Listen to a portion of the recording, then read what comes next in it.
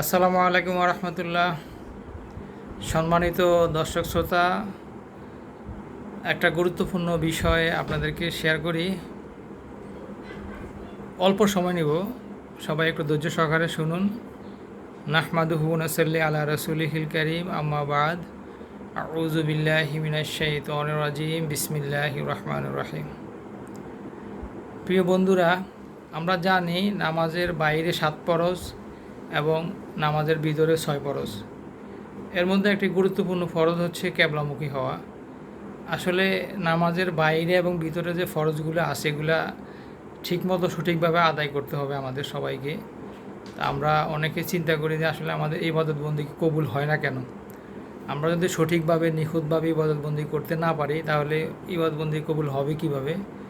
তো আমি যখন মসজিদে যাই প্রায় সময় দেখি যে এই ভুলটা অনেকেই করে থাকে। বিশেষ করে নামাজের বাইরের একটি ফরজ হচ্ছে ক্যাবলামুখী হওয়া। তো আমরা মনে করি সাধারণত মুখ আর সিনা ক্যাবলামুখী করলে মনে হয় হয়ে যাবে না, আরও কিছু কাজ আছে। যেমন আমি দেখি যে যখন মসজিদে যাই দেখি যে মানুষ ঠিক এইভাবে, এই প্র্যাকটিক্যালি আপনাদেরকে দেখাচ্ছি। অনেকে মসজিদে গিয়ে এই যে এভাবে দাঁড়িয়ে যায়, ঠিক আছে? তো এটা বুঝতেছে না যে আসলে পা সঠিকভাবে ক্যাবলামুখী হলো কি না।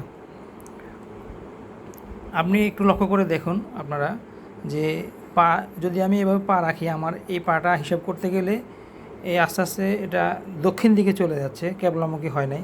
আর এই ডান পাটা চলে যাচ্ছে উত্তর দিকে। তো আসলে এটা তো সঠিক নিয়ম না, আমাদের পাগুলি হইতে হবে ক্যাবলামুখী। একবারে পায়ের পাতা থেকে শুরু করে আঙ্গুলগুলো ক্যাবলামুখী হওয়া লাগবে। ঠিক ক্যাবলামুখী হওয়ার সিস্টেম হচ্ছে এই যে সোজা এভাবে রাখতে হবে। এটা হচ্ছে ক্যাবলামুখী হওয়ার সঠিক সিস্টেম, ঠিক আছে? এইভাবে না, এটা না, এটা হচ্ছে রং সিস্টেম, ঠিক আছে? তো এইভাবেই রাখতে হবে আমাদের, একবারে মুখমণ্ডল থেকে শুরু করে সিনা এবং পা ক্যাবলামুখী হইতে হবে। তো এই হলো, মানে এটা আসলে আমার প্রায় সময় চোখে পড়ে। তো আমি এটা দেখি যে অনেকে এই ভুলটা করে, অনেকে না জেনে ভুল করে, আবার অনেকে ভুল করে এটা করে থাকে, অনেকে জেনেও ভুল করে এটা করে, খেয়াল করে না, ঠিকভাবে খেয়াল করে না দাঁড়ানোর ক্ষেত্রে। আসলে আমরা আল্লাহর সামনে দাঁড়াবো, এমনভাবে দাঁড়াবো যেন আমরা মনে হয় যেন আমরা আল্লাহকে দেখতেছি বা আল্লাহ আমাদেরকে দেখতেছে। এটা হলো মানে সঠিকভাবে নামাজে দাঁড়ানোর নিয়ম। তো এভাবে দাঁড়ালেই নামাজ ইনশাআল্লাহ সঠিকভাবে আদায় হবে।